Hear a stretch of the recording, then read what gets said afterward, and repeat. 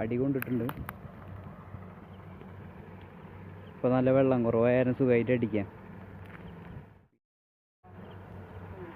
ഇല്ല ഊരി പോയിട്ടില്ല. അത് കായം പോലെ എടുത്താൽ മതി ലൂസ്.